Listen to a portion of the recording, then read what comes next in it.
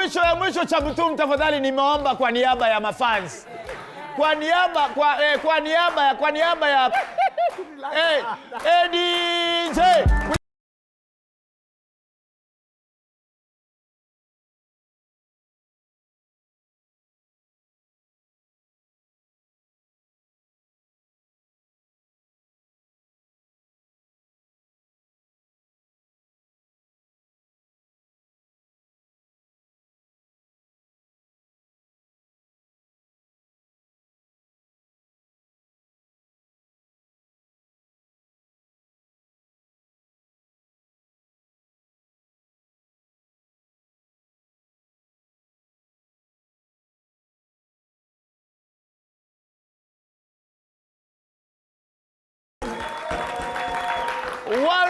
Welcome to Kenya's #1 talk show. This is the Dr. Ofweneke tonight. Make some beautiful noise.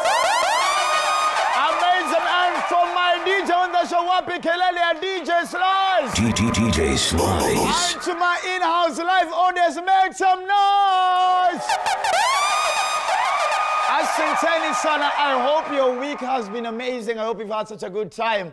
Welcome. It's another beautiful day, another Wednesday live on Dr. Ofweneke tonight, Kenya's #1 talk show, only on TV 47. And the good news is, starting on the 14th, 15th of February, we are climbing a notch higher. If you've been finding us on this channel, just know starting from next month, you're getting us on a more closer channel choice on your TV, on your DStv, on your startup, whatever it is. So just believe now will be more closer than ever, right on your screen. And now, of course, please, can you allow us to brag as Cape Media? All right? TV 47 has now been rated as Kenya's fastest growing TV station in Kenya. Wapi kelele? And of course, you know what that means? That means that Dr. Ofweneke is now officially Kenya's #1 talk show in Kenya. And how can I forget even our sister radio, our sister station, Radio 47, as of yesterday, after Ipsos released the results, Radio 47 is actually now officially Kenya's #3 radio station. That's after Radio Citizen and after Radio Jambo. Now Radio 47 is #3 vernacular and Swahili biggest radio station in Kenya, and the most rich, meaning we are in every corner of this country. I mean, where else could it be? That's Cape Media. Wapi kelele? So you can only know that your radio can only be tuned in on Radio 47, and your TV can only be tuned on TV 47, your home of our told stories, and Radio 47, Hapa Ndipo, Bonge La Radio. And of course, you know, on Wednesdays it's Dr. Ofweneke tonight, and of course on Monday, Tuesday, and even Wednesday, Thursday, Friday, 7 to 10, we are live on Radio 47 on Chamber na Dr. Ofweneke. Ladies and gentlemen, are you ready for the show? Yeah. Now, are you ready for the show? Yeah. Now, tonight, I will be hosting the Gen Z's darling, the Gen Z's president of choice. Ladies and gentlemen, Mr. Chain Man himself, Mr. Minyororo, Mr. Litajifunga Minyororo. We're going to be having the one and only Okiyah Omtatah in the house. Yep. So the senator himself is going to be the House of Fruits. We're going to be getting to know more about him. So you better get ready. Bloggers, I know you're ready. Our digital team is ready. Of course, this is a show to trend tonight. This is currently today's biggest interview across all media stations. So you are not, don't think of changing the dial, because where are you going? Where? What will you be watching unless you're watching your weight? Aye. Now, by the way, sije watangazia. Leo nimeanza kwenda gym. Unatafuta nini? Sahi. Ngoja. Unaenda gym. Wewe ni kumbafu na nakwambia. Acha nikwambie. Very, very useless. Mimi naona anafaa kwenda gym. So you know. No, so you know. No, so you know. Acha leo, guys. Kuja hapa. Ausikwe hivyo. Kuja hapa. Haya. Enda chini. Enda chini. Kuja hapa. Si ndio? Haya. Nini? Kamera gani ni ile ama hii? Ama hii. Chini, twende. Twende tunahesabu, si ndio? Tunahesabu, si ndio? My mother is watching. remember. And your mother is worried. As much as you're watching, is worried. Now, Like mtu nilimsema Wacha akiwa niweke 2 ngoma. kgs. Wacha- Ngoma ya nini? Hapana. Wataimba. Twende. Slice your weight. Haya, tuko tayari? Haya, twende kila mtu. ngoja, hiyo ni example unanionyesha. Hiyo ni example. Tunaenda. Aenda 2 kwanza ni. Haya, twende.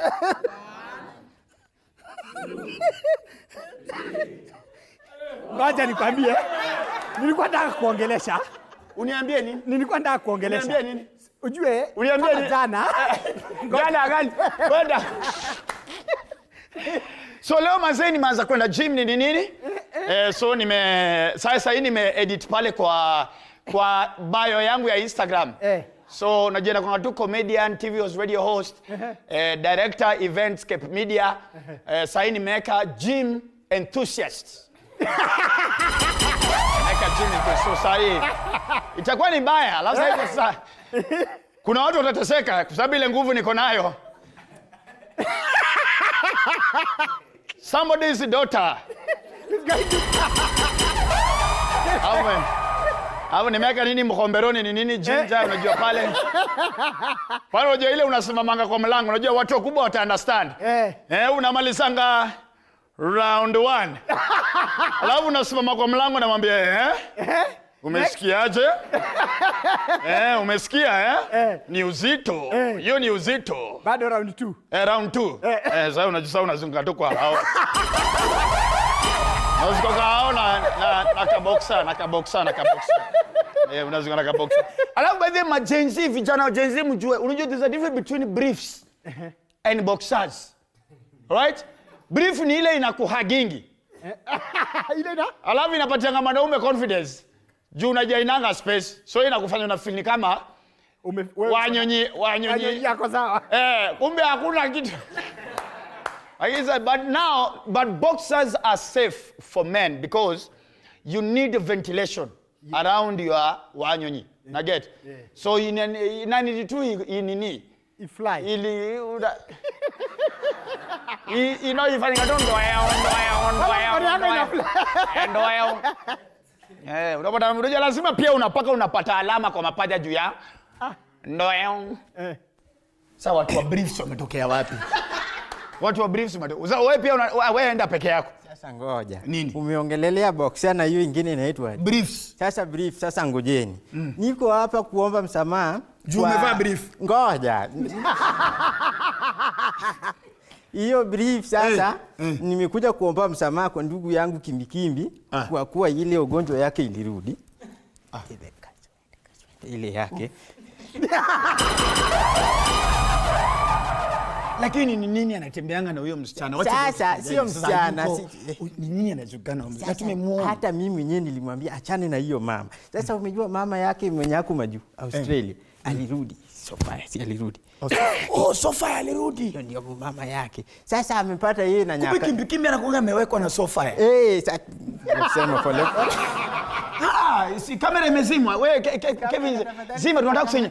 Kimbikimbi anakuanga amewekwa na Sofia. Na Sofia hiyo sasa nimekuambia tu watu wangapi? Wawili. Hujasikia. Hujasikia ndio? Sasa na huyu Sofia ana pesa. Ako na pesa kweli sasa umejua.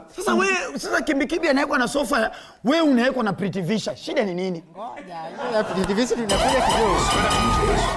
tunakuja kidogo. Unajua hiyo Pretty Visha mimi ndio niliadvise yeye sasa aende gym. Sasa umejua wakati nilikuwa nabeba hivi nilikuwa msito kidogo. Sasa ngoja nimalize niende. Sasa umejua huyu wa maju sasa amepata nyakabuoch mwenye amerudi Kabuogi. Amepata nini? Nyakabuoch ni nini? Mwenye alikuwa ameweka Kimbikimbi Kenya na mwenye anaweka Kimbikimbi maju. Sasa maju amepata wa Kenya. Kwa vita. Tumeita tu fire extinguisher.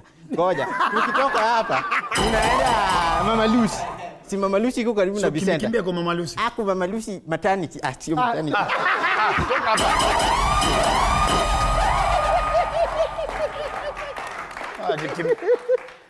Kimbikimbi amewekwa maternity sasa. Ni mdomo yake imejaa umama. Yeah. All right. So let's get straight into the trending stories of the week, ladies and gentlemen. Kevo, I love the way I sound. Thank you, sir. That is Kevin. That is our director of the show. An amazing man. Shida nupia yetu lazima aende gym because actually sikimbi anatakana kuwe maternity. Kevo. Ukisikia Kevo hayuko kwa show director ujue ameenda clinic. Umeona Kevo squeezy na tumeingia hapo gallery akaanza kuniambia naona ni kama unanifikia. That means pia amekubali situation yake. Yes. Kevo is not doing good. Kevo amebeba triplets. Sasa tukiingia nimepata Kevo akikula mchele. Sasa yeye ana craving ya mchele, kulamba kamera. Kukula mawe. Kukula battery mawe. All right, well, let's get into the trending stories of the week, ladies and gentlemen. Now, this is what has been happening this week. So Donald J. Trump, the 47th president of the United States of America. I love the split screen. Please keep it like that, sir. Now, Donald Trump announced that on Monday he's withdrawing. Buff. I have very perverse camera crew. So, sikujua kumbe wazungu wanaweza withdraw. So, President Donald Trump, he withdrew from the U.S. No. Donald J. Trump on Monday announced that he's withdrawing the U.S., the United States of America, from the World Health Organization, all right? The WHO, which is the world, it's an arm under the United Nations. Yes. It is the arm that deals with matters health, matters vaccine, matters treatment, matters pandemics. That is the organization that focuses in handling that. And we cannot ignore the fact that third world countries, which I don't know who said that African countries are the only ones that should be called third world countries. I always have a problem with that. And to the Mzungus that are watching, you need to know that you are not gods. Yes. I have lived in the US for almost 2 years. I know. Msifuwahi fikiria tuku peke kendo tuko na slums na watu wanalala kwa streets. US kuna watu wanalala kwa street. US pia kuna watu maskini. Kuna watu wana manyumba. Kuna watu wanaishi penye wanaishi. Right? So pia somehow anyway we pray for them. So this is the thing. So this Donald Trump withdrawing the funding of the US to the WHO means that there's some privileges that third world countries in quotes are going to miss. And that is in terms of providing of ARVs, providing probably condoms, providing even medicine for malaria and everything, malaria treatment, polio, such kind of things. But now, before I even give my opinion on that, so our former president, you guy, my guy. You guy, my guy. You guy, my guy, or you guy, my guy. A.K.A. Jaden. Jaden. Yes. A.K.A. Jichonyanya, oh yeah. So, and I'm loving the Jichonyanya, oh yeah. Because Jichonyanya, oh yeah. Ukijai kutry kujua uhunyea ndio kuongea upuzi. Ukiona ameanza kufanya karatasi amefanya. Ameanza documents hivi. Unajua zinatoka hapa sasa. Ama hizo siku alikuwa anaanza kufix microphone. Ukiona uhunyea ameanza kufanya microphone hivi. Ndio hiyo no ameanza ndio hiyo. Ukiona Uhuru ameanza kufanya documents. Kenya ndio kutoka hapo. Ni different. So this is what our former president, the amazing Uhuru Kenyatta, this is what he said as a comment. Please play it for me, Kevin. Some people the other day crying, oh, I don't know, Trump has removed money. He said he's not giving us any more money. Watu wanalia. Why are you crying? It's not your government, it's not your country.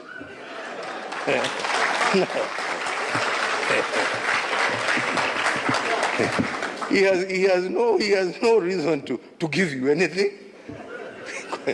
I mean, you don't pay taxes in America. He is appealing to his people. Shauri yenu bwana.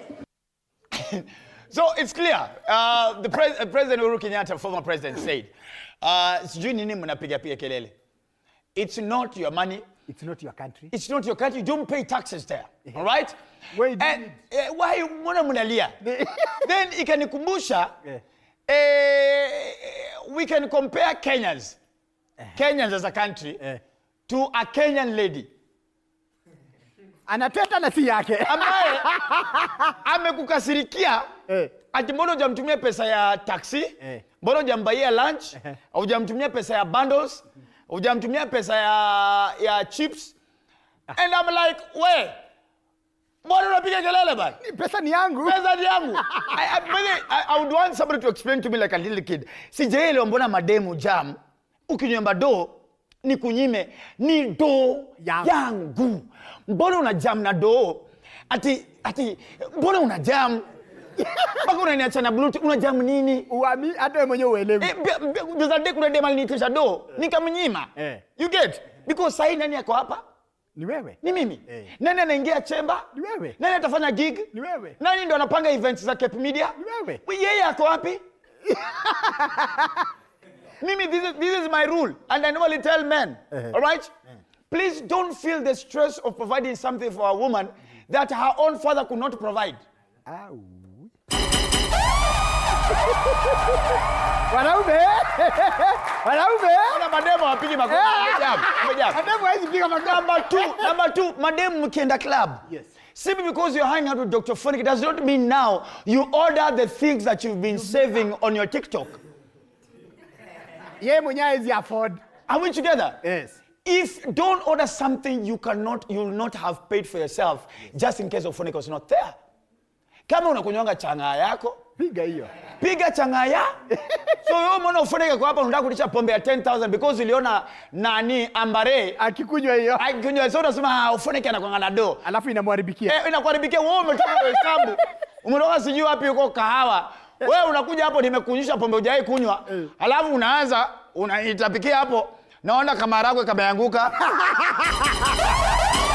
Kumbe mtu alipitia kamakis. Unajua kamakis wakatangi hiyo spinach. Hiyo spinach inakujanga hivi. Sasa unaona mtu anatoka na spinach yote mzima, waru mzima, hiyo waru inabaki tu na smallpox. Na ukaona tushimo. If you cannot afford it, don't stress yourself. Very true. Young ladies, are you together? Yes. So, Wakenya, na mjue kuna Wakenya wanarudi. Kuna mtu alitoka hapa Kifreri Samabani, alirudi nyumbani January. Hakujua kumbe Trump anamngojea. Watarudi hapa unashanga unajua tu nimekuwa chill ku think. You know, nimefind whether US imeanza kuni affect after 20 years. Ngoja kidogo. Hapo kwa hiyo Trump umejua nilitumwa na sio Goka ule nini, si ndio? Sasa Trump amekataa eti sikuje Kenya yeye ardhi. Those are one of the things that are killing Kimbi. Sorry for saying that.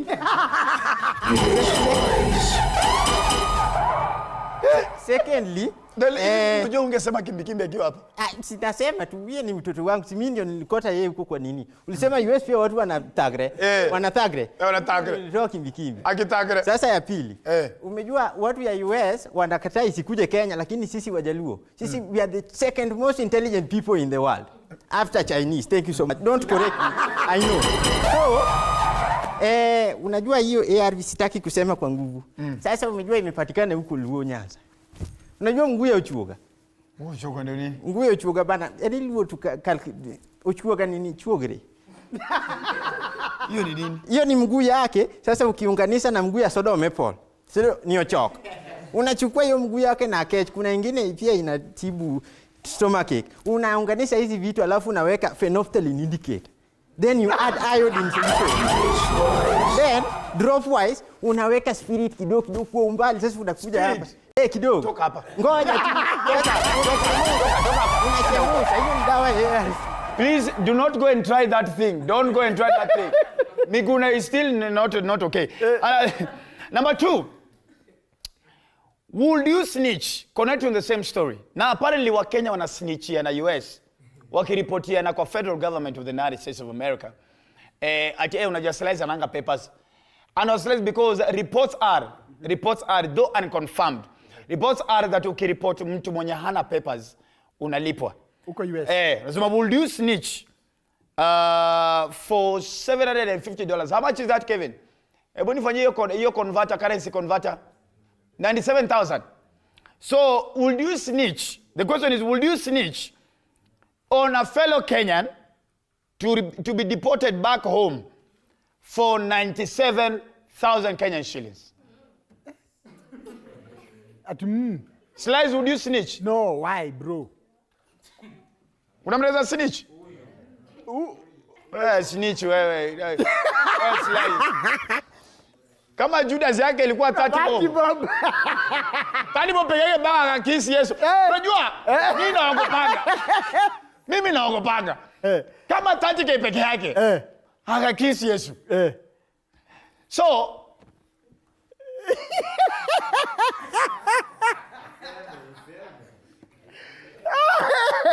moving on. Kuna clip, Kevo. Hebu nichezee clip. Machaji na manyonyo. Manzeta Trump hajamaliza siku 3. Wakenya hapa mshaanza kusetiana jo. Sasa hapa hivi Chicago, unajua Department of Homeland Security walisema ni aje, ukijua mtu ana mapepa ni aje, kuna hii namba, wewe tudungie, alafu huyu jamaa tutamround, alafu wewe tunakupatia 7 chuani jo. So kuna huyu, kwanza mimi naenda kusema jina yake. Umeseti nani? Siti yao makwela wawili jo. Sasa hiyo makwela wawili wamedandiwa leo Chicago jo. Unajua leo watu karibu 8 wamedandiwa USA jo. So msee amepigwa 7 chweza 2. Hii pesa ngapi? 1500 ama ngapi hata sijui. Jo, mimi nimesikia story jo, nimesikia udu. Nimetoka kuscroll TikTok mazee. Nikakama cross hii post ya ujamaa. Ujamaa ni Karao Texas. Na alikuwa anapeana story vile kwa shift jana Wakenya wawili walipiga simu kushtaki Wakenya wengine. Watu wangu jichungeni. Ukipata hiyo post enda usikize hiyo post by the way ya Karao.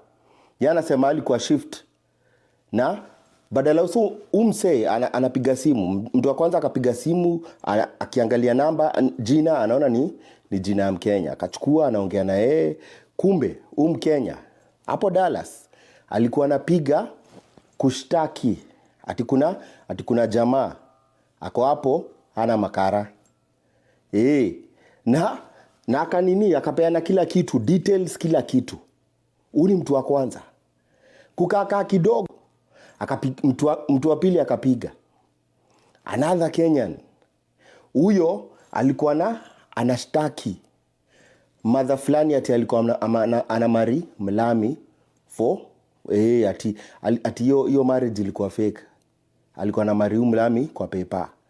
Yeah, kitambo. So this is what happened. So apparently Kenyans are snitching on each other. So just in case you know you have a relative in the US. Angalia kama na makaratasi, mtaarishie makaratasi za rent hapa. Hapo anarudi kulipa rent. Wale madem mnajidaingi long distance relationship, kuna machali wawili wa US na wa hapa. Chali yako wa US anarudi. Anakuom. Na wale wa my brothers na my parents. Wenye mmekuwa mkitumiwa pesa, mjenge nyumba na mjakuwa mkijenga nyumba za hawa watoto wenyu. Wanakujia. Mpate umejenga hapo nini. So Kevo, you want us to pick some live? Not yet, eh? All right. So we move to turning story number 3, right? Millennials. All right. So moving on, simply coming back home. Now literally like live back home. Kumekuwa na vita ya tabia za Gen Z versus millennials. There are things we do as millennials that Gen Zs will never relate to it. Yes. There are things that identify us as millennials. Yes. That Gen Z will never understand what in the heavens, what in the Kevin's stomach that is. Right? They will never understand what in the Ruto's kaunda is that. They will never understand what is in the Raila dancing style is that. They will never understand what in the Rigiji's teeth is that. Now, this is the thing. I bumped into this on social media and it made me laugh because it's very true. Wakati Gen Zs wanatokanga wanaingia tu cafe, wanaingia sijui pale kwa internet wana order food. Apparently millennials are still doing carrying homemade food to work. Yes. Na Kevo is an example, nipata Kevo na kuna ugali aje. Kevo alikuwa na ugali ya jana pale. Unaget? So before I even say anything, wewe sasa unaona reviews azikuji na unako hapa. Aya. Hebu nicheze. Kevo nicheze hiyo clip. Millennials hawapaswi kubeba chakula kazini, packed lunch. Millennials hawapaswi kubeba chakula ofisini. Hiyo si maneno yangu, ni maneno ya Gen Z ambao mnafanya kazi nao maofisini. Wanasema mnawadhulumu, mnawatesa sana kwa sababu nyinyi mnabeba omena. Sana mnabeba omena. Na mkifungua dish hivi wakati wa lunch inabidi wamefungua madirisha yote. Na ama hiyo harufu inakaa kwa ofisi mpaka wanafunga kazi. Kwa sababu economy, uchumi imewakalia. So inabidi mnabeba tu omena. Najua millennials mnakuwa watu waongo sana. Nyinyi ni watu waongo ambao wanadanganyanga watu kuambia kwamba hata omena ni samaki, na tunajua hiyo ni uongo. Omena sio samaki. Samaki ni kitu ambayo inachinjwa. Lakini omena haichinjwi. Samaki moja unaweza kula samaki ushibe, lakini ili ushibe lazima ukule omena 3,000 ama 4,000. Hiyo ni samaki kweli? So millennials, we need to stop impunity, we need to stop lying, we need to be good people, honest people who talk the truth all the time. Na Gen Z wanasema ya kwamba wakati ambebi omena mnabeba njai. Tunajua njai si kitu tamu, njai kwa tamu hata ikaangwe na nini, hata ikaangwe na mafuta ambayo imetoka mbinguni, njai kwa tamu. So economy imewakalia, lakini kwa alternate njai na omena, don't you think you're overdoing it? You're going overboard? Don't you think that those are two things that cannot be alternated? Yani wezi substitute.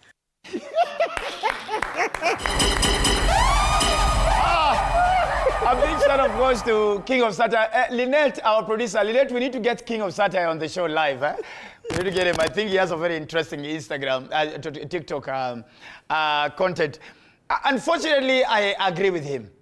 Because I see myself many years back, more than 25 years back, in primary school, I see myself literally kubeba ugali na sukuma. Shida sasa ugali. Kuna harufu ya ugali ilikuwa inatoka by lunch time. Juvi ilikuwa imefunikiwa. We. Umeitwa ugali, unapata ugali imesweat. Ugali haijielewi. Alafu mpaka imesweat, mpaka imechukua shape ya hiyo tin. Alafu unakula, umaikula ugali kama mafuta masikio. Sababu wewe mwenyewe unasikia ugali inanuka. Lakini lazima iteremke. Sasa ukikumbuka shida za nyumbani.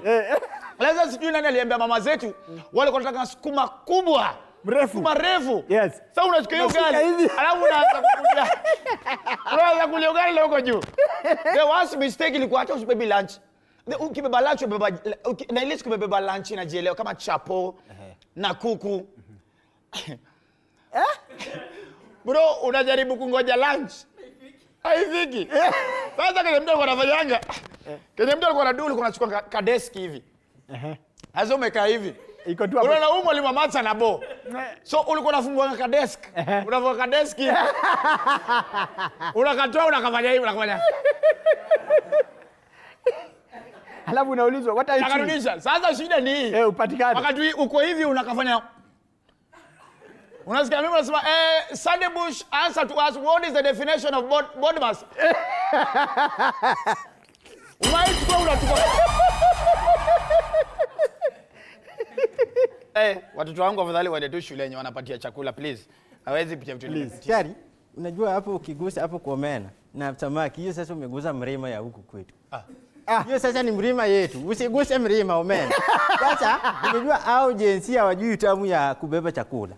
Utamu ya kubeba chakula ilikuwa unajua omena huko kwetu ni kama fruit. Unawekewa nini inaitwa sandwich fruit. Alafu unawekewa na omena kidogo. Hiyo ni kama sosa. Hiyo ni omena fruit. Sasa umejua ukiongelelea omena na feel vibaya sana. Sisi tulikuwa tunabeda hadi na uji bwana, Naweka kokoti, hii koti imetoka mbali sana. Ngoja nakuja.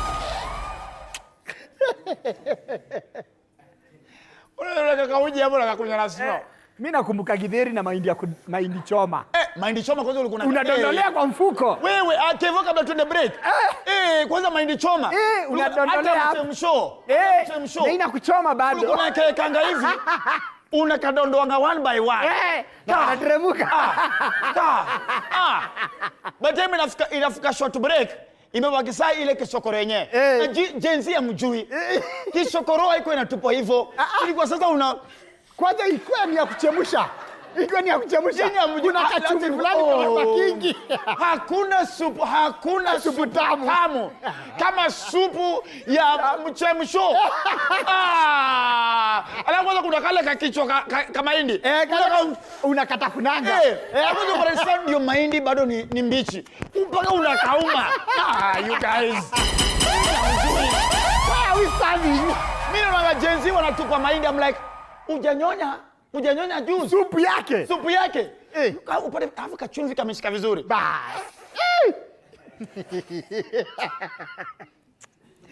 Bro, they will even you. No, we have suffered. That time it was fun. Now we know it's over. Ladies and gentlemen, and that of course, that is the 20 stories of the week. We about to go on a short break. When we come back, I can already see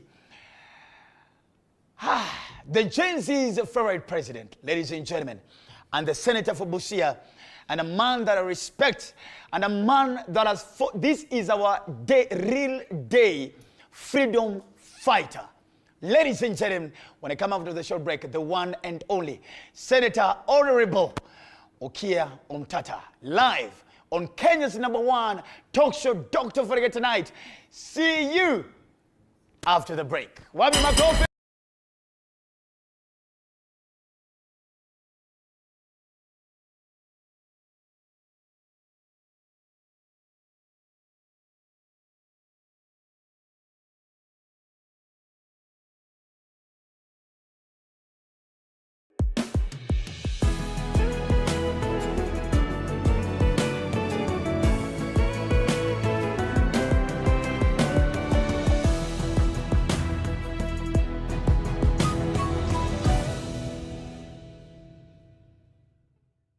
Are you ready to elevate your business game? As long as you're earning something, there's always that opportunity to save. And you start with where you are. Kama wewe ni mfanyabiashara, huwezi kaa bure, unajipanga taratibu vile inavyofaa. Join us each week as we dive into the stories of the world's most driven entrepreneurs. When you pay attention to detail, you get luxury items. The Grind, where business meets brilliance. Tune in every Monday at 7:30 p.m. because your business deserves the best.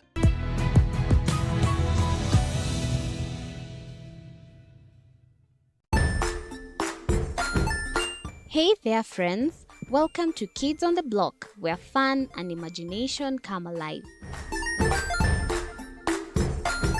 We dive into magical world filled with exciting adventures and awesome friends. What position were you in? I was number 2. What position were you? Number 1. He decided to cross the bridge by his house and look for food on the other side. We're going to do half cup of chocolate chips, and the other one, we're going to do half cup of the blueberries. So, grab your imagination hats and get ready to explore with us. Join us every Saturday at 9 a.m. for new friends, amazing stories, and tons of laughter. Join us as we explore the journeys of those who defy the odds and break barriers. We dive deep into the stories of triumph. Sometimes when parenting a child with a special need or whatever disability, family life becomes a bit complicated and you may end up raising the child on your own. Here, we inspire. I have a farm which one we showcase with other dyslexic youths and autism, how to farm. Motivate. It's never easy, but what we do, the best thing is to work with another parent who has an elder child than yours. And break through the barriers one story at a time.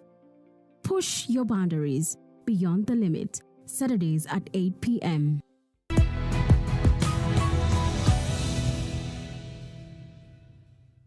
Jiunge nasi tunapoangazia safari za viongozi bora.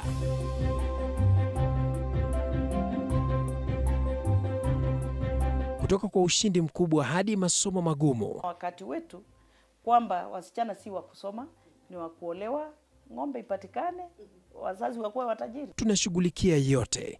I wish I were a better investor. My parents taught me how to look for things for myself. Tazama Mfahamu Kiongozi, ambapo kila kipindi kimejaa maarifa, mikakati na hadithi za kukuza azma yako. For me to succeed, I have to fight. Kila Alhamisi saa 1:30.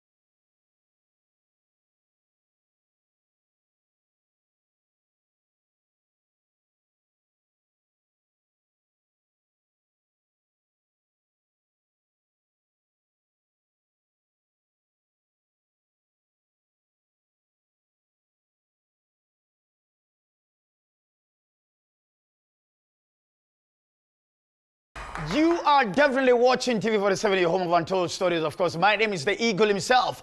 The Duke of Kakamega, Dr. Ofweneke is my name, of course, on Kenya's #1 comedy talk show. And this is it. My goodness, ladies and gentlemen, you can actually holler at me, talk to me. Uniambia unawatch wapi, unasikiza ukiwa wapi. The SMS and WhatsApp number is right there on the screen on 07793267 Where are you watching the show from? I know the country is excited, and you all can't wait to hear from him himself. This is the most, if you ask me, this is the most humblest of politicians. Ngoja, the most? Humblest. Alisema atafunga? Bas. Usiingie huko sana. Hiyo ni content yangu. Wewe ni it's important that you stick to your job description. Sabini kimbelembele na kusumbua. Ndugu yangu siko na ubaya. 48 laws of power do not outshine the master. Nakwambia usomenge, slice. Nakwambia usome. Unajua unanionanga hapa na juu mimi wewe unasawengi mimi ni wakili. Sijui kama wewe usahau. Siko na ubaya. Usidanganyishwe na hizi vitu. Mimi sawa wakili. Uleshi ingwa sana lakini. Ai, lano unyechera mwene ona. Kana bulano. Kanumanye raba dosi banoka. Kana bere. Uranga bwana. Hadi base kana munganja. Lakini now this is funny. Unajua wadosi ni wa mlima. Lakini wenye wanakazana kusukuma kazi ni Waluya, aki Waluya. Ai.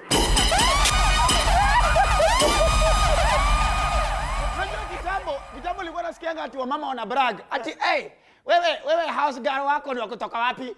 Wako ni Mbaluya. Huyo ni mzuri atakaa.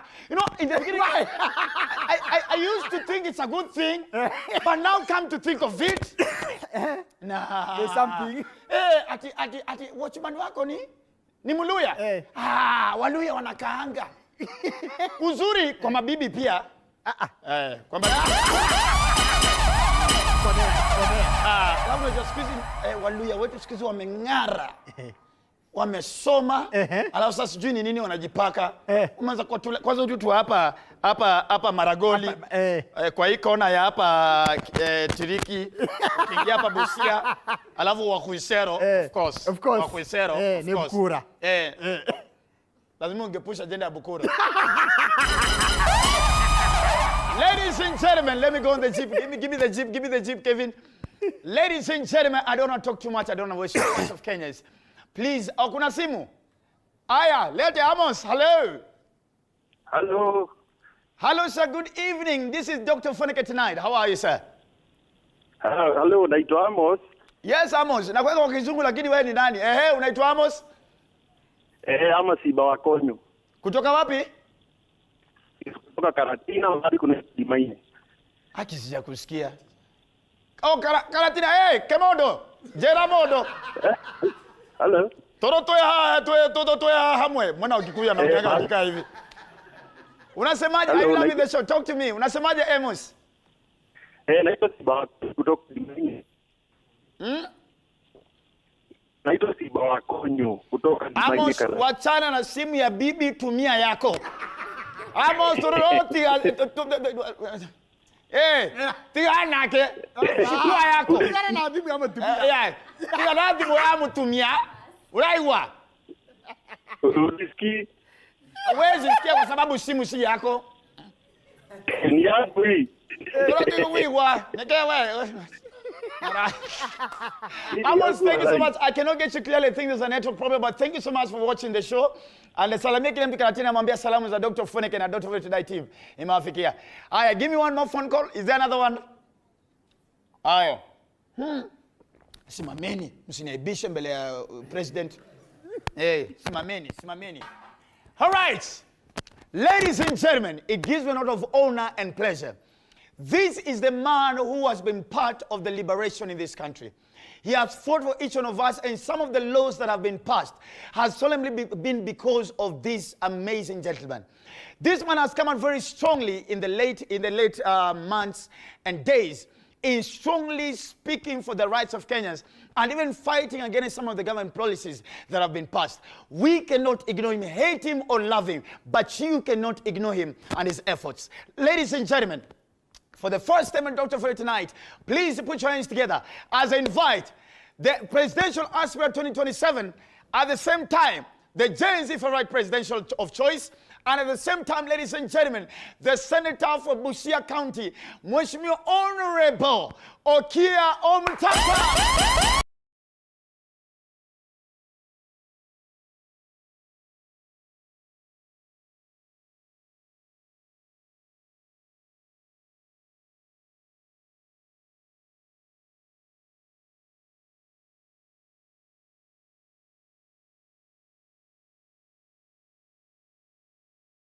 Karibu sana. Makofi mpaka afike kwake. Endelee mpaka akae. Sasa unaweka mpaka mgeni akae bwana.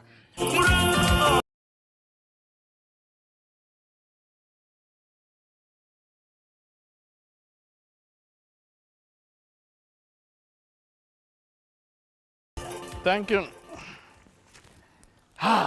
It is such an honor. I must say that, sir. I have seen you on TV over the years. I've seen the work that you do, the struggle that you've gone through to fight for some of these policies that we enjoy as a country.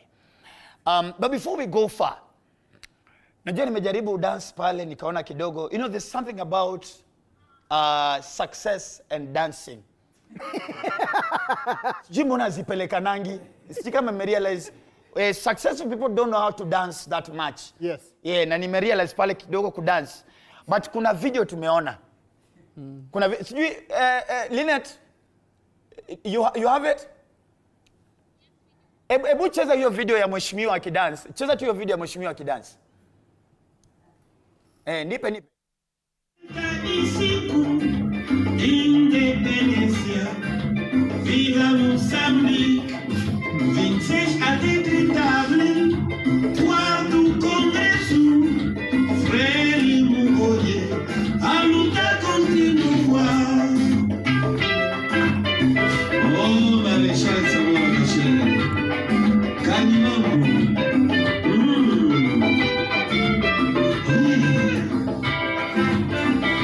A luta sempre. Até vitória final. 25 de setembro, 64, dia histórico da luta armada. Let me ask. That is your favorite song? Yes. Who's that by? Who's that by? It's a song in Portuguese by Sam Mangwana, sung in 1975. Where? It celebrates the liberation war in Mozambique.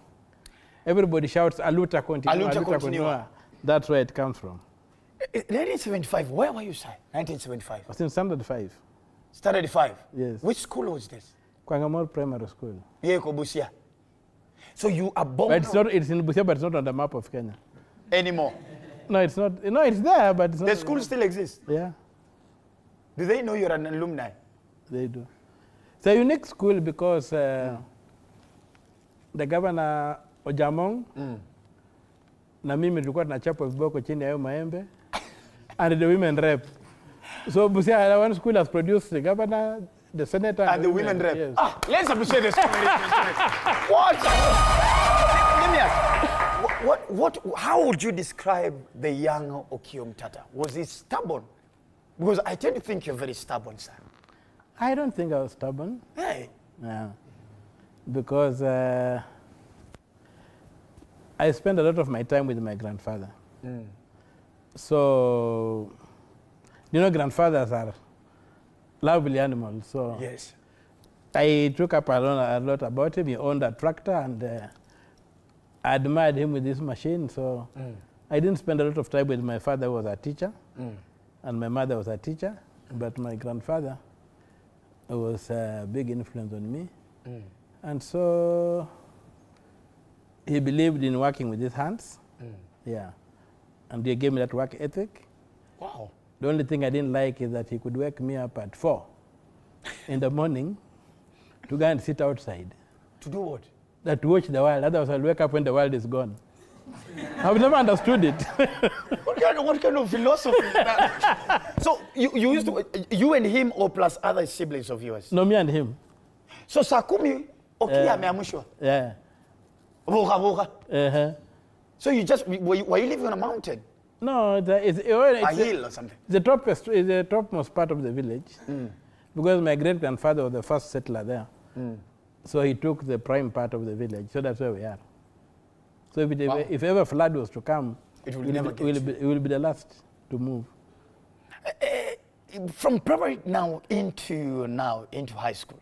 Yeah. Because the biggest question I've always asked myself, this gentleman has always been chaining himself. In fact, you and the walls of the parliament have literally become friends over the years. And I'm coming to the chaining later on. Did you now start becoming stubborn in high school? Did you ever lead a strike? No. No suspension?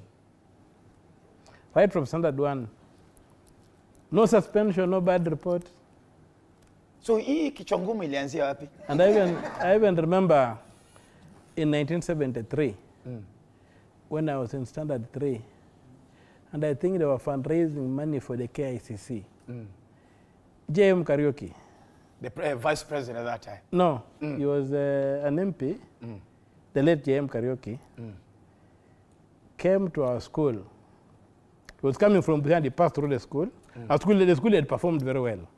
So J.M. Kariuki came to say, he wanted to see this school which was performing so well. So he came there and he talked about the house they were building up in Nairobi. And the first time I saw Harambe, he organized a Harambe. And I saw people So, you know, my home and the school share a boundary. Literally. Because my grandfather who donated the land where the school is. So, you're a cool kid. This is story in Patia, when he baby. So I ran home, took one of my mother's chickens. You know how small boys know how to chase chickens and catch in Western, yeah. And I ran and gave the chicken to JM. And he auctioned it and he bought it himself. And he held me in his arms and raised me up and said, this is a hero. I remember that from JM. And truth be told, many years down the line, his words have come to pass. Maybe not. No, it has. Please, don't be humble about it, sir. You are truly for them. Actually, you have combined two generations. And we really look up to you and you're like, wow, this guy has really fought it all. I mean, Gen Z look up to you. Millennials were like, wow, we know him over the years. And I just wanted to ask, when was your first ever arrest?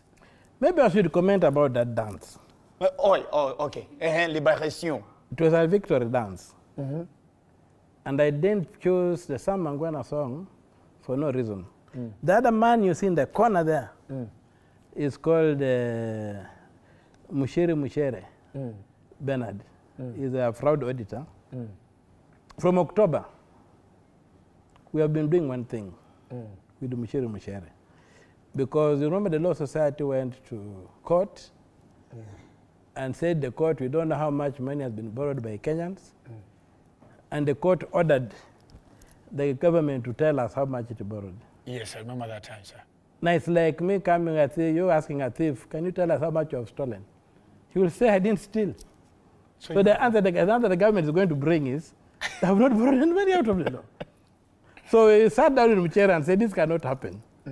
Let us download all the documents on budget from 1963, borrowings. And we sat through them. If you ask my team, we have been leaving the office since October. I've been leaving the office after midnight. Yesterday, that day when we danced, we had cracked it. So since 1963 until 2025? Yeah, we've been doing a budget audit. And a debt audit to establish the odious debts and what have you. So when we were dancing there, we had cracked it. Gone through about 50,000 pieces of paper and reduced them by about 140 pages. And now we're dancing the victory dance that we cracked it. And nothing better than going to say the Frelimo song. Which was how much did you find? How much have we borrowed as a country? Well, it's a sad story.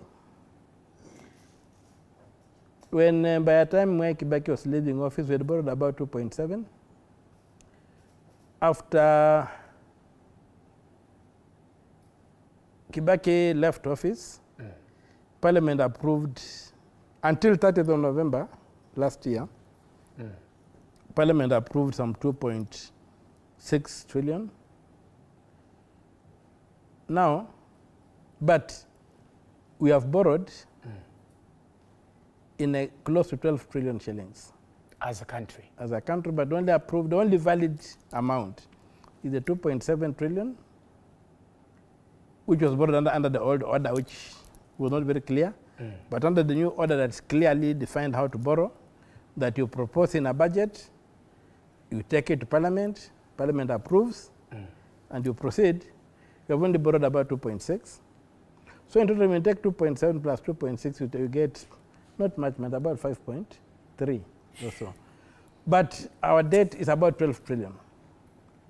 So which means are we more than 6 trillion is debt that you cannot trace in our economy. It's odious debt. Hey, are you? And it's debt we have to ask ourselves questions. Where is this money? How did we come to borrow money without approval of Parliament?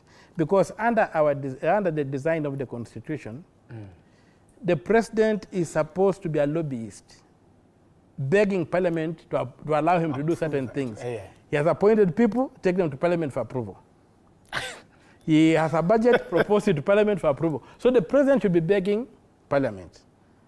But we have got a mistake whereby now today Parliament begs the president. When are you signing? Yes. So Parliament begs the president for things. And the cardinal sin, the original sin is just one.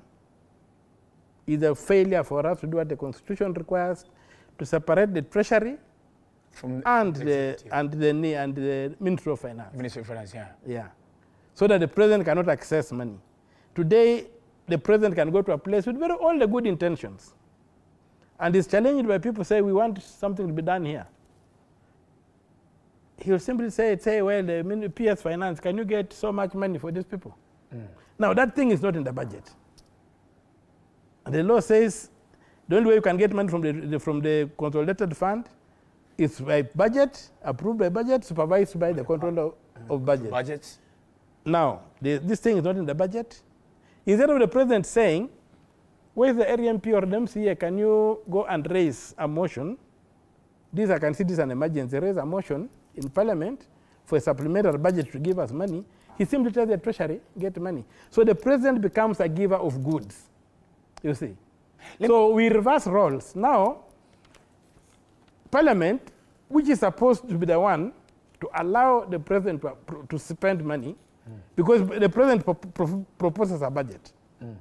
Parliament approves. Parliament can reject it. So Parliament is supposed to be the one with the power to control the president. But because the president has got the direct access to the purse, he now undermines Parliament, and MPs usually campaign on platforms of promissory notes. So for you to cash your check, to go and do something for development for your people, you go back to the president and bow down before him. Say, Mzee, so the budget Parliament passes becomes just decoratory. So let me deviate just a little bit, okay, of course, within the periphery of that conversation. Because I know top leaders talk. When was the last time you and the president ever had a conversation? Do you even have his number? Do you have President? Yes, I have his number. But Do the you last talk? time we spoke is before he became president. Was he the one who called you or you called him? He called me when I was somewhere around Naivasha. Naivasha? The baby, I was driving home, and he called me. And we talked for about 15 or so minutes. 15 minutes? Yeah. Were there laughter in within? Yeah, we used to laugh. Even when my daughter was graduating from Strathmore, his daughter was graduating, we met there. He had also his family there. He introduced me to the mother, we chatted. So we've known each other. You've known each other all these years? Out of power. So you don't hate the president? I don't hate any human being.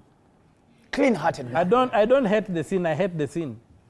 You don't hate the sin, but you hate the sin. Yeah. So I hate the fact that the president has chosen not to rule using the law. He wants to rule outside the law. Let me ask, and out of respect, before we take our first break or our second break on the show, whenever you're getting, probably the authorities come for you, I don't use the word arrested. Whenever the authority wants to come for you. Now, umeamua leo nishanunua nyororo. Kwanza hii nyororo, is it one ama zinakuanga mingi? Ni ile. Ni ile. Yeah. All this time it's been one chain? No, there are two. There was the earlier one that was taken, the first one. Yes, that was taken. And then there's now the second one. Now, the first one I had wanted a short chain of about 7 feet. Then I went to that, remember that Nakumatuji burnt down? Yes. And I told them, downtown, yeah, but I wanted a chain that could not be cut using Yahweh. So they said, you have a chain here. The only chain that cannot be cut is here, ilikuwa ya nanga ya meli. So you have it here. For the anchor? Yeah, meli. And it's not 714 feet. How much do you buy? So I told them, so you cut for me 7, so you cut one. So you can't cut it. Yes, you cut one. It was 500 shillings per foot. That came to 7,000. All for Kenyans? Yeah, so I had only 10,000. So I spent 7,000 on the chain, 2,700 on the padlock, the steel padlock, and 300 on a taxi to transport me. Whenever you're going with the chains, does your family know that today you're going to be chained? Do you tell your wife and your children?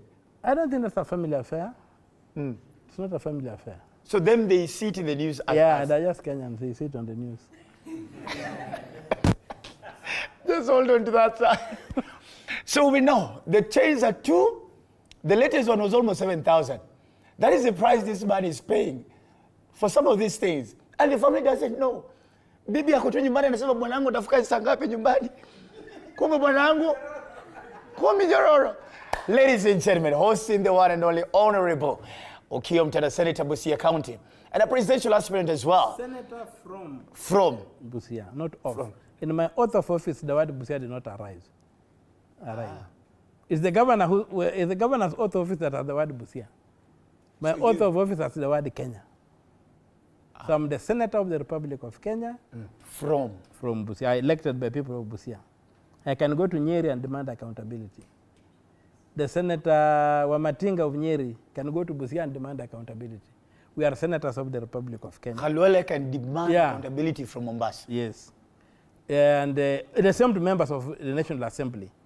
They are elected by constituencies. You are an MP from Madare, but an MP of the Republic of Kenya. It's very important to get that point right. Hold on to it, sir. That's something new I didn't know. Wow, I'm getting educated, ladies and gentlemen. I told you, that's why hang around with intelligent people, it rubs off on you.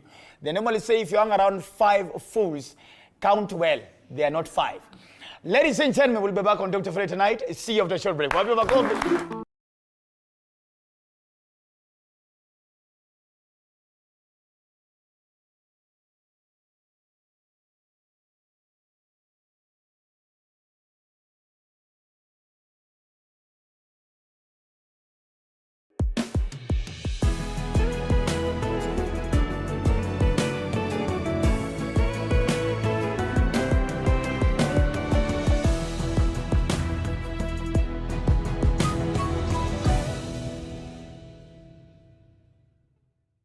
Are you ready to elevate your business game? As long as you're earning something, there's always that opportunity to save. And you start with where you are. Kama wewe ni mfanyabiashara, huwezi kaa bure, unajipanga taratibu vile inavyofaa. Join us each week as we dive into the stories of the world's most driven entrepreneurs. When you pay attention to detail, you get luxury items.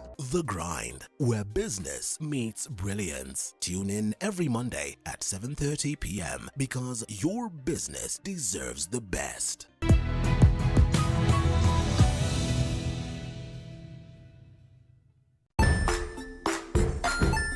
Hey there, friends. Welcome to Kids on the Block, where fun and imagination come alive. We dive into magical world filled with exciting adventures and awesome friends. What position were you in? I was number 2. What position were you? Number 1. He decided to cross the bridge by his house and look for food on the other side. We're going to do 1/2 cup of chocolate chips, and the other one, we're going to do 1/2 cup of the blueberries. So, grab your imagination hats and get ready to explore with us. Join us every Saturday at 9 a.m. for new friends, amazing stories, and tons of laughter. Join us as we explore the journeys of those who defy the odds and break barriers. We dive deep into the stories of triumph. Sometimes when parenting a child with a special need or whatever disability, family life becomes a bit complicated and you may end up raising the child on your own. Here, we inspire. I have a farm which one we showcase with other dyslexic youths and autism how to farm. Motivate. It's never easy, but what we do, the best thing is to work with another parent who has an elder child than yours. And break through the barriers one story at a time. Push your boundaries beyond the limit. Saturdays at 8 p.m.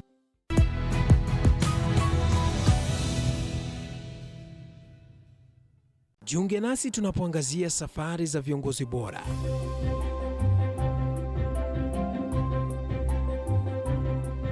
Kutoka kwa ushindi mkubwa hadi masomo magumu. Wakati wetu kwamba wasichana si wa kusoma, ni wa kuolewa, ng'ombe ipatikane, wazazi wakuwe watajiri. Tunashughulikia yote. I wish I were a better investor. My parents taught me how to look for things for myself. Tazama Mfahamu Kiongozi, ambapo kila kipindi kimejaa maarifa, mikakati na hadithi za kukuza azma yako. For me to succeed, I have to fight. Kila Alhamisi saa 1:30.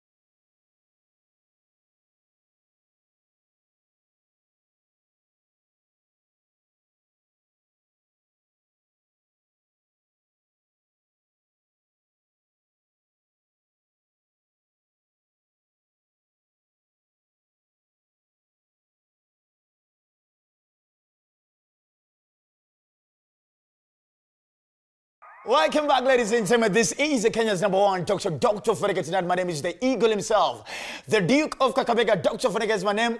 Hosting the one and only, who might be, you never know, your next president of the Republic of Kenya. Honorable Senator from Busia County. That is one Okiyah Omtatah. Welcome to the show, bro. It's amazing to have you here. Well, Bonga Sheng.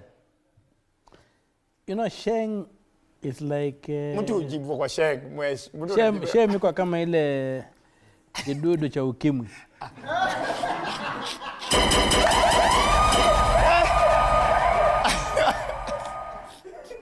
Na hiyo kidudu kinabadilika kila saa. So ukisema halo kwa Sheng mmoja. Wewe umo. Ukifika Oyole. Maongwaro. Imebadilika. So how totally different. Sheng ya time yenyu, how did you call police? How do you call the police? Ile nakumbuka ile gari ilikuwa inaitwa Miriam. Ilikuwa inaitwa Mariam. They would never understand. The Black Maria. The Black Maria. Na wewe umekuwa guest sana wa Mariam. 28 times. The 29 was the last. You have been cuffed 28 times. 29. Now, with the letters in the year Christmas last year was number 29. How much time? Which is the longest period you've ever been in?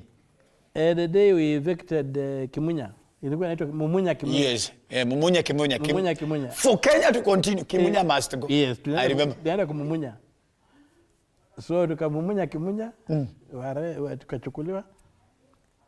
Then they said they needed time to know who I was. So nilipelekwa kula Mururu for 10 days. We? Unajua Mururu ni nini? Hata sijui. Wewe ndio unaniambia. Supu ya sukuma wiki. Kama kidogo, sukuma wiki kidogo alafu unaweka kwa maji. Pipa moja ya maji. So wanachota hiyo supu kwa peda ugali. Unabahati ukipata matawi. Inaitwa Mururu. Yeah? And you never get tired? Nah. And the enemy is not the cop. Pia yako kazi? Just a distraction. The enemy is elsewhere, so... Now, a rumor has it on the corridor that you wanted to become a priest. Yes, it's not a rumor. It was a really lifetime decision. And I still miss it. You miss? I wanted not just to be a priest, I wanted to be a monk. Sasa ulikuwa unataka kuvaa hiyo nguo yao? Monk ni ule mwenye hata atoki nje, amekaa jela huko ndani huko. Kazi yake ni kusoma Biblia, kutafsiri na kuomba. So nani alikufukuza huko? Niligonjeka. Hawatakangi wagonjwa? Ile ugonjwa nilikuwa nayo, singeweza kufanya kazi ya upadre. Hii ugonjwa inaitwa kifafa, nilipata kifafa mbaya. Nilikuwa naanguka. Sasa ukisoma misa alafu anguke itakuwaje? Sasa hizo wamekufanyia ile shisha, imekufanyia hiyo moshi, ikupate wewe kwisha. So, hapo ndio iliingia, alafu baadaye nilikuja nikatibika. Tumia madawa ya kienyeji nikatibika, lakini kulingana na wanasayansi, hiyo ugonjwa haina tiba, kwa hivyo siwezi kuidhinishwa kwamba nilipata matibabu. Lakini kuanzia nilipatiwa hizo herbs mwaka wa tarehe 17 Disemba 1987. Sijakuwa na fit mpaka sasa. Kwa leo. Lakini wanasayansi wanasema, so you're only managing it.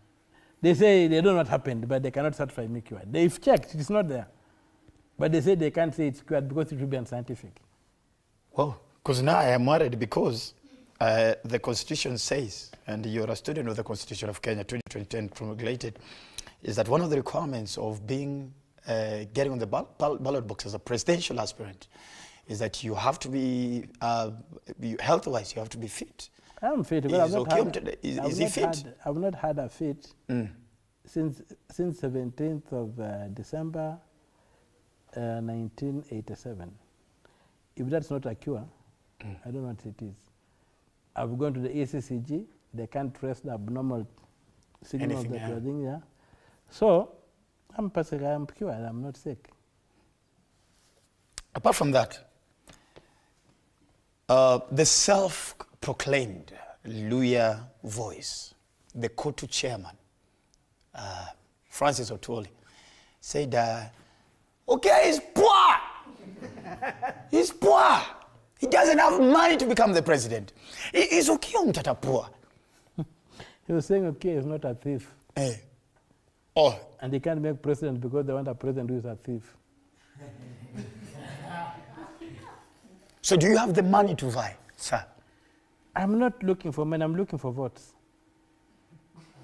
Will they? I have the votes. I have the votes. So it's the money that you're looking for? No. I have the votes. The vote, you need the money to get the votes. But I already have the votes. So why do I need the money? How much is Senator Okiyah Omtatah worth? In terms of? Everything, as a person. Asset, what? How much is Senator Okiyah Omtatah worth? My worth? If today you were to declare your wealth. You'll need a calculator. I don't like what is coming next. Yeah, because you have to take some details here and there. So you need a calculator. But roughly? No, my man who likes being accurate. Yeah. I like that.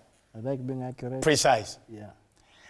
With all these factions forming up, we saw the immediate former deputy president visiting the DAP Kenya offices, and the senior counsel, Kalonzo Musyoka, was as well there. Cleophas Malala was there. Eugene Omalo was there, former CS for Interior, and of course, Water and Sanitation. If these guys, and of course there's noise about Matiang'i as well, watu wakikuita waseme tukae chini, would you accept to join the brigade? Shida kwa sasa hivi ni kwamba wanauza sura. Hakuna mwenye anauza sera. Wanauza sura. Huyu ni Mluya, huyu ni Mkikuyu, huyu ni Mjaluo, huyu sijini nini, halafu tuko na face of Kenya. That's not the problem of Kenya. Sera ni ipi? So you wouldn't join them? No, if they come and say this is what you have on the table, and what we want to do is ABCD, and I agree with mine, I'll say, okay, well and good. Because the issue is not to make somebody president. The issue is to get this country back on the rails where only the cream can rise to the top. Right now, only rubbish rises to the top. Yeah. Yeah. Would you back down for somebody? Why not? Oh, so you're open-minded to that? Yeah, but lazima iwe na sera. Kama hakuna sera ni sura tu wacha. Sura sitauza sura. Kwanza yangu ni mbaya sana. Haiuziki.